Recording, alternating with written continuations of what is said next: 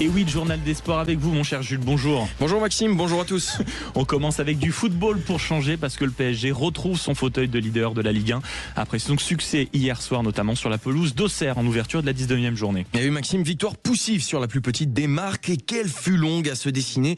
Il faut attendre la 80e minute pour voir le match enfin se débloquer. C'est Barcola qui trompe le gardien sur un service de Dembélé après une superbe contre-attaque.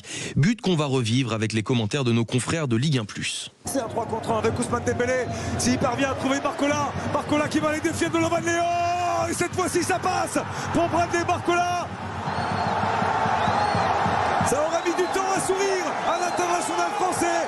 Et Bradley Barcola peut enfin se sentir soulagé. 1-0 pour le Paris Saint-Germain. Et des Parisiens qui reprennent provisoirement donc les commandes du championnat en attendant le choc de ce soir entre l'OM et le RC Lens. C'est à 21h05 sur la pelouse du stade Vélodrome. Mais avant ça, deux autres matchs sont au programme de cette 19e journée de Ligue 1 aujourd'hui. À 17h, Rennes accueille Lorient et à 19h, Monaco se déplace du côté du Havre. Et on reste en football avec aujourd'hui les huitièmes de finale de la Coupe de France féminine. Et oui, absolument Maxime, des huitièmes de finale qui réservent notamment plusieurs affiches très attendues, n'est-ce pas Tania Robieux?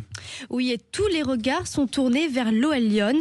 Comme chaque saison, elles partent grandes favorites de la compétition. Impressionnantes depuis le début de la saison, les Lyonnaises sont toujours invaincues, toutes compétitions confondues.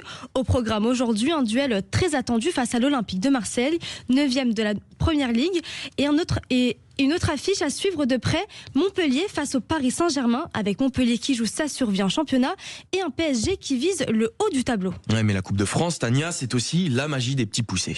Et oui, qualifiée pour la première fois de l'histoire en huitième de finale de la Coupe de France, les joueuses du stade de Malherbe de Caen défient Châtenois-le-Royal, l'autre petite équipe encore en lice de la compétition.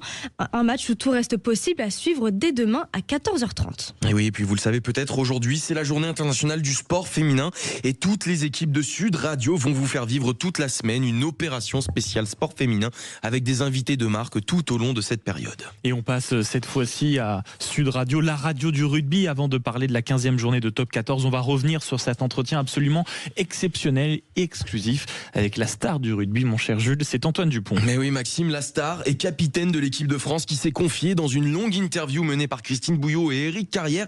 Il est notamment revenu sur sa blessure de l'an dernier, le 15 de France et la saison du Stade Toulousain. Entretien à retrouver en intégralité en podcast dans La Causerie Sud Radio. Et d'ailleurs, écoutez son analyse sur la saison en cours du club rouge et noir. On peut sentir une certaine hostilité, mais c'est quelque chose qu'on ressent déjà depuis plusieurs saisons, je dirais. Quand il y a une équipe qui gagne, ça vous agace? Ça nous agace pas, mais ça nous motive aussi. Quand à chaque fois on perd un match à l'extérieur, pour ceux d'en face, c'est la fête de l'année quand ils arrivent à nous battre. Donc on se les cherchait un peu aussi, puisqu'on a gagné quelques trophées ces dernières saisons. Donc maintenant, c'est à nous de maintenir un niveau de performance élevé et surtout de continuer à progresser, parce que si on stagne, les autres nous rattrapent. On voit le niveau de championnat qui fait que monter. Donc c'est à nous d'être encore meilleurs pour pouvoir continuer à gagner. Et justement, tout gagner, Maxime, ça passe par une victoire face à Pau ce soir à 21h. Et c'est en tout cas l'ambition des triples champions de France en titre.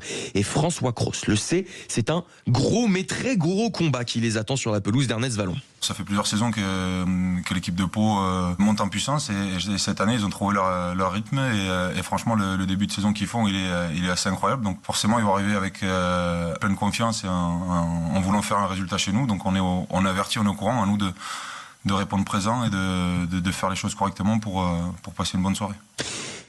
Et avant ça, Maxime, il y a plusieurs matchs aujourd'hui au programme de cette nouvelle journée de Top 14 qui commence à 14h30 avec l'UBB, les champions d'Europe qui reçoivent le Stade français. Et puis à 16h30, vous en avez l'habitude, 16h35 précisément, le retour du multiplex avec ce match du RCT face à Montpellier. Toulon qui a besoin de repartir du bon pied après sa défaite face à La Rochelle 66-0 lors de la dernière journée. Écoutez un petit peu les propos forts tenus par Pierre Mignoni sur l'équipe de Montpellier. C'est une équipe qui est très très très solide, qui essaye de plus en plus d'alterner son jeu, qui devient de plus en plus dangereuse, à l'image de ce qu'ils ont fait en Coupe d'Europe. Ils ont tout gagné, ils ont fini, ils ont rasé tout le monde. Hein. Donc voilà, je crois qu'on annonce des conditions plutôt difficiles. Quand je dis difficile, c'est bien sûr le match qui va être difficile, mais aussi la pluie qui va être là, le vent certainement. On connaît le vent d'Est ici. Donc voilà, ça va être un beau combat certainement samedi. Et parmi les autres affiches de ce multiplex, Aviron Bayonnais, Castres Olympique sur la pelouse de Jean Daugé, le Racing qui accueille le Loup, malheur aux vaincus dans ce match de la peur, et puis le match entre le dernier et l'avant-dernier du classement, Perpignan contre Montauban. Là aussi, attention, ça risque de faire très très mal pour le perdant. Ça c'est sûr. Merci beaucoup mon cher Jules Boscherini, accompagné de Tania Robio pour le journal des sports qu'on retrouve naturellement tous les week-ends après le journal de 8h et 9h.